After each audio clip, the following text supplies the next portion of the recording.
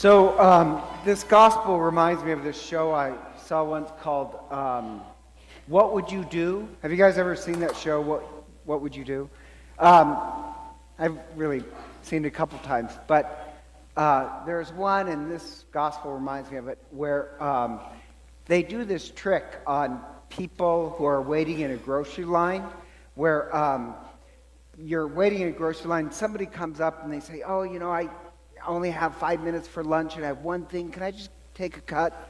And everybody always says, oh yeah, sure, jump right ahead. And when they get in line, suddenly the buzzer goes off, there's balloons and people come out and you've won a free trip to Hawaii. And of course it's all fake. And what they're really filming is the person who gave the cuts. And it's amazing because some people get really upset. They get angry and they demand part of the prize money. But what I really love is the people that rejoice. And there's like one woman who she's like, yeah! She's the one who gave the cuts. And so they interviewed and they said, well, weren't you upset because, that could have been you? And she said, oh, no, I'm so happy they get to go to Hawaii. Like, isn't that just amazing? Or there's one guy who, he was just funny. He says, that's just life. A lot of life is just random. If I didn't give him cuts and he came in behind me, he could have been the one. He said, I'm not cheated out of anything. Good for him. Although I think he should buy my lunch. But he was joyful. And the thing that moved me the most was this elderly couple who gave cuts. And, he wins, the guy wins, and they're happy for him. And this part I just moved. And they interview him and they say, well, didn't you feel cheated? And they said, no, we really didn't feel cheated. It'd be nice to go to Hawaii, but, that's not important to us. And she said, I just survived breast cancer, didn't think I was going to be around, and we're happy, we have a grandchild. We really wouldn't want to go to Hawaii. Now all we really want to do is spend time with our grandchild. And so good that he won. But what I loved is that they could rejoice in somebody else's good fortune. That's a great gift, to be able to rejoice really in the generosity that sometimes other people get. You're not cheated out of anything. And I like that because the parable today is kind of the same thing, where what humanity's sometimes big problem is not God's justice. It's God's generosity that gets people upset. And so this parable, it's given, and a little bit of context, it's given because, and they skipped over in the gospel, we skipped over one verse, and before this verse, what happens is, Jesus has been talking about excessive mercy with other people. And so Peter says something really dumb. And he says to Jesus, Jesus, all this generosity and mercy with other people. Peter says, well, what about us? He says, I've given up a lot to follow you. Are we going to get more? And in the Gospel of Matthew, I hate to tell you this, also in Luke, Jesus is very sarcastic. It doesn't offend me because I'm very sarcastic. But he tells a lot of sarcastic jokes. And so Peter says, what about, don't we get a little bit more than everybody else? And Jesus says, Peter, I promise you, you will have 100 times more houses, more land, more livestock, more wives than you can imagine. And other people will get the same thing. And the point being is that, Peter, yeah, you're going to get it all, but you won't be able to enjoy it because you think, you have this anxiety that you're going to be cheated out of if somebody gets a little bit more. So you'll get everything, and you won't be able to enjoy it. And if you're wondering what part is sarcastic, think about this. Do you really want 100 more houses to clean? Do you really, Normie, do you really want 100 more dogs? Isn't one enough? Do you really want 100 wives? So Peter, you're going to get it all, and you can't enjoy it because you think it's if somebody gets something you don't, you're cheated. So he says, let me tell you this parable, and I love this parable. Let me tell you this parable. There's the master of the vineyard, the landowner. He had this vineyard, and you guys know the parable. Goes out, and he hires people for a fair wage to work. But then, later in the day, he runs around and he sees other people who are standing, waiting to get employed. So he employs them. And he keeps doing this all day long. Now, the odd part about that is this. God makes Christ. Christ makes different deals with different people. Sorry, that's just the way life works. But, like, if you're a parent, like, I know, Beth, you're a parent. I think your husband is too.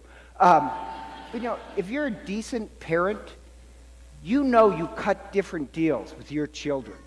That what works with one child will not work with another.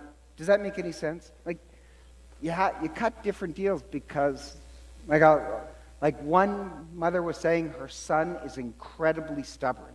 And if she says, do the dishes, I'm waiting for you to do the dishes, he won't do them. But if she just leaves a note, he'll get it done. You do cut different deals, and God treats us the same way. Whatever gets us in the vineyard.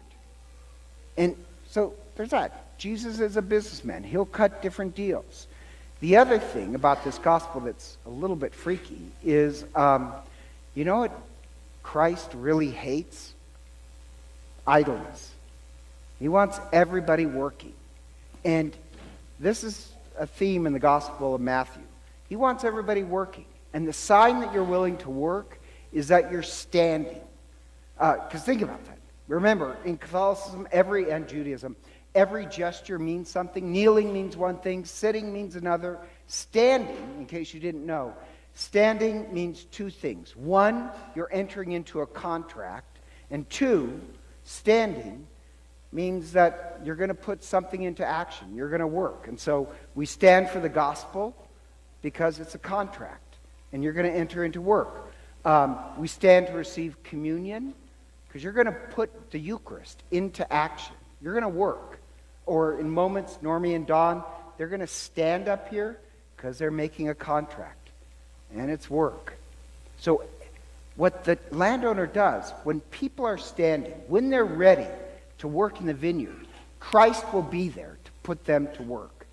And sometimes Christ has to wait to the middle of the day or sometimes even the last moment. But if they're willing to do something with their lives, Christ will be there.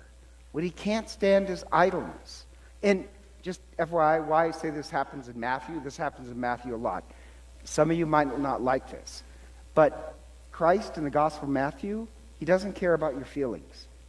He doesn't care if you say, well, Jesus is my personal Lord and Savior. I love Jesus. In Matthew, that will work in the Gospel of John, not Matthew. Matthew doesn't care what you say. He cares what you do. Show it with your actions. And so, what's my point? Christ wants everybody working in the vineyard. So you know how the story goes. At the end of the day, the master of the vineyard has the foreman switch it around. So those who've been working longer, they start to assume that they're going to get more. But they get exactly what they're promised. And they can't enjoy it.